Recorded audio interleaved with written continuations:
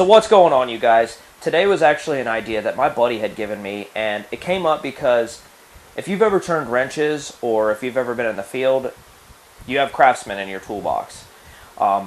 Maybe your father, maybe your grandfather had passed it down to you, but some way or another, whether you found it at a yard sale or a garage sale, you definitely have it, and I know that's a fact. I have it, you have it. So I put this together to answer the question, what happened to Craftsman?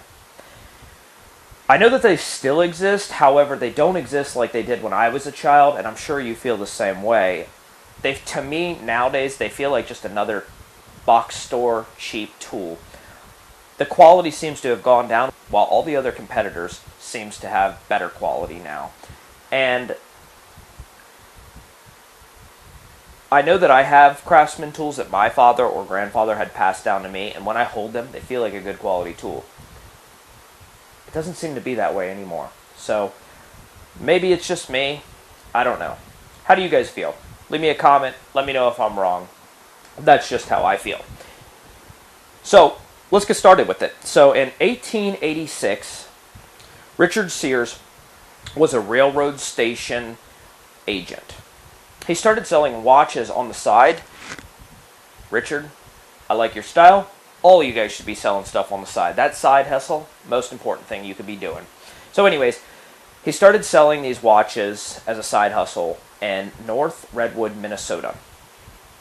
The following year, he moved his company to Chicago and hired a watchmaker named Alva Roebuck.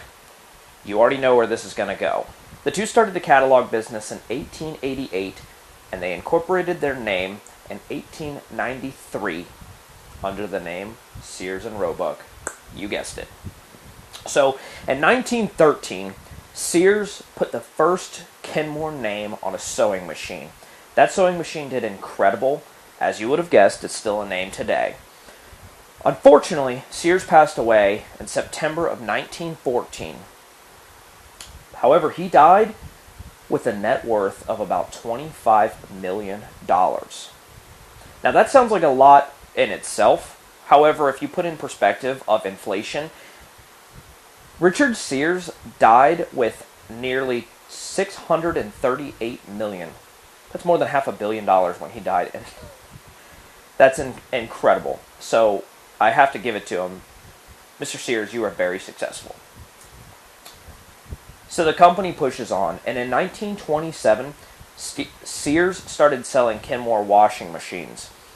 They were dominating the appliance marketplace, which I really feel bad for the mom and pop stores, but at the end of the day, this is an incredible story where one guy had an idea that was a side hustle that just came out and destroyed every market.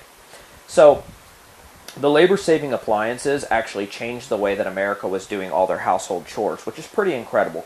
Could you imagine selling out of a catalog in 2020 where you have zero inventory or maybe a small inventory and everything that people were ordering and paying for was out of a paper catalog that you sent to them, and you basically just directed the shipment from your supplier to the customer? That's insane. That's incredible, and the business model that he has me as a businessman is just mind-blowing. That's incredible. I couldn't imagine it.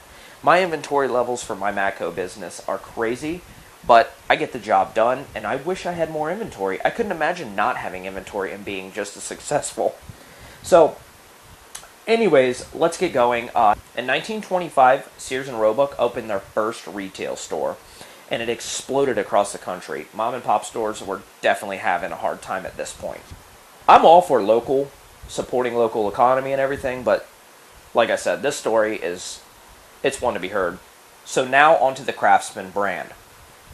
On May 20th, 1927, the Craftsman trademark was registered by Sears. Arthur Burroughs was the head of the hardware department, and he liked the name Craftsman, so reportedly, he purchased the name Craftsman from a company named Marron Craftsman Tool Company for a mere $500. Insane.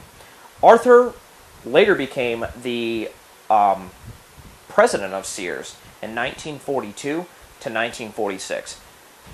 Sears offered the lifetime guarantee on Craftsman tools, which was incredible for the time that it was happening. Now everybody has lifetime warranty, and that's just what you expect when it comes to buying a tool. But either way, they definitely pioneered the lifetime warranty on everything. The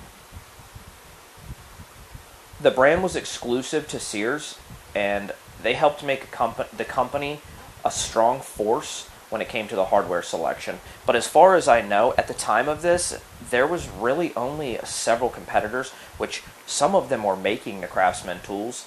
The other competitors were tool trucks like Snap-on and Cornwell. And realistically, when you're a DIY guy, or maybe just a guy that's doing home improvement, or even a female, whatever, the easiest thing to do would just go to a brick and mortar store, pick up your tools, and head home versus try to hunt down a truck, which actually at the time they were really like vans, which is pretty neat, Model Ts and stuff like that. So I'd say that they were targeting two different audiences. So as with all of Sears, Craftsman was actually manufactured from several different companies with the Craftsman name on it at the time. But Sears still had the best quality and price when it came to the tools. The lowest tier was actually branded Sears brand, and they had several different brands incorporated over the years, but they used a Dunlap brand, which was a lesser quality tool in the 1930s. That continued until 1950, which for some reason I feel like I remember the Dunlap brand. Maybe it was because I've seen the old stuff. The Sears line was discontinued in the 80s and replaced by the Companion tool line. The Companion was then discontinued and replaced by Evolve tools in 2008. So, Evolve tools, I definitely remember with the green handles and everything. I remember walking in a Craftsman, Sears. I remember walking in a Sears and seeing this Evolve line. And I could already tell, even when I was a young kid, that was the affordable line or the less quality line. So anyways, Evolve actually still had a lifetime warranty. However, they required you have the original purchase receipt, as if that was easy. Like you would go home and you have to copy your receipt because the thermal paper is definitely going to fade, and in 1 week you're going to have a blank receipt, and now you can't get your warranty. Great idea. So anyways, back to Craftsman. In 2004, Kmart was to buy Sears for $11 billion. This was supposed to be a deal that united two struggling companies in an effort to survive against rivals like Walmart. This is the downfall of Craftsman, in my personal opinion. After the Sears-Kmart merger, the tools were also for sale in Kmart stores. Did this work? I didn't even know that we had a Kmart in our town. My Kmart actually closed its doors in roughly before I could honestly remember. I do remember a little bit of going into Kmart, but I don't even remember if Craftsman was sold there or whatnot. It was so long ago. So, did this merger work? Well, we all know in 2020, not really. So, I actually had to look this up. There's only 34 Kmarts left in the country as of 2020. That's kind of sad. Kmart used to be huge. So, anyways, in 2005, a company named Transform Co., weird name, purchased Sears yet again. After receiving approval for the government and approval from both shareholders in the company, they combined the company and approximately 3,500 stores at the time of the merger. Now, I don't know if that 3,500 stores was 3,500 Kmarts and 3,500 Sears, but I assume it was. I can't really find much residue on which way it goes, but that is what I found. So, again, 2005, well, now in 2010, Sears Holding Corp. Agreed to sell Craftsman through Ace Hardware, and I definitely remember this. So they started selling Craftsman at all the Ace Hardware stores, and they did this in an effort to help the company grow. And to me, it didn't even work because I only have one Ace Hardware, which actually is one of my favorite stores to go to.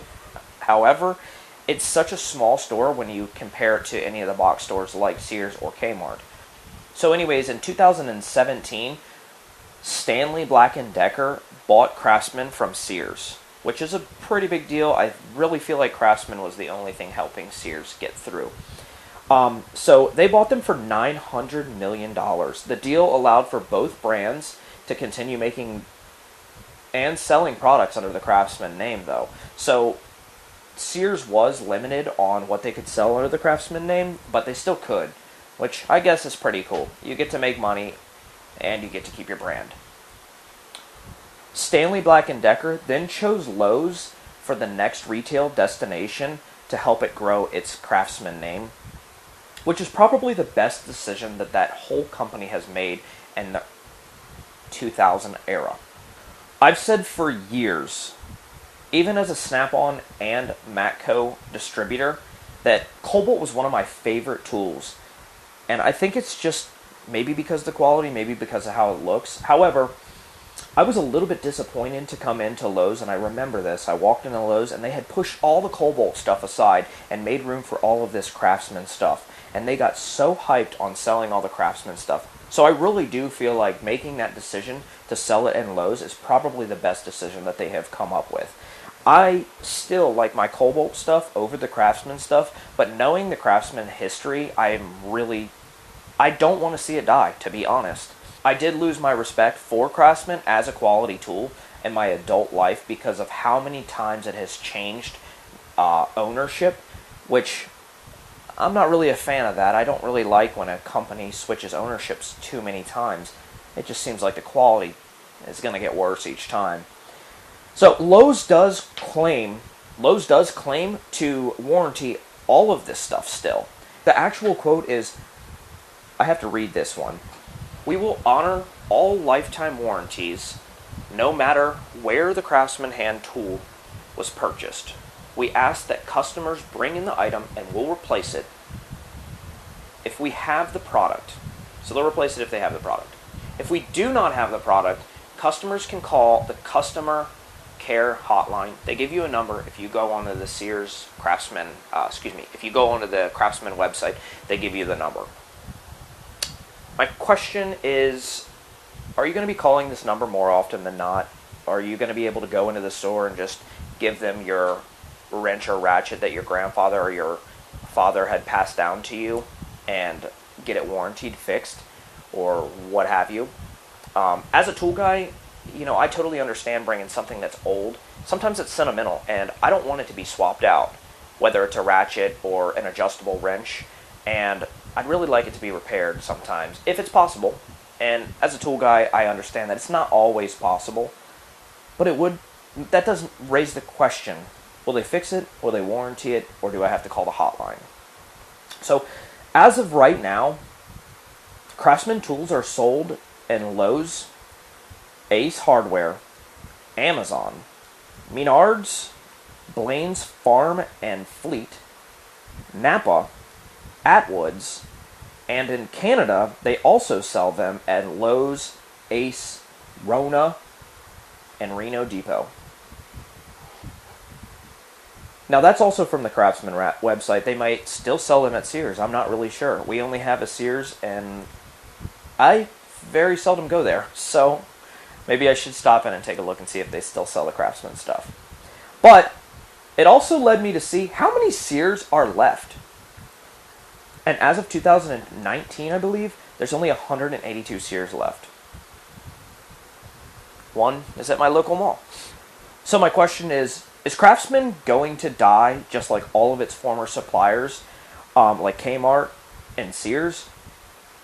Or will Lowe's be able to create a new brand that targets all the new DIYers, the new mechanics, and all of that stuff, the home repair guys, or what?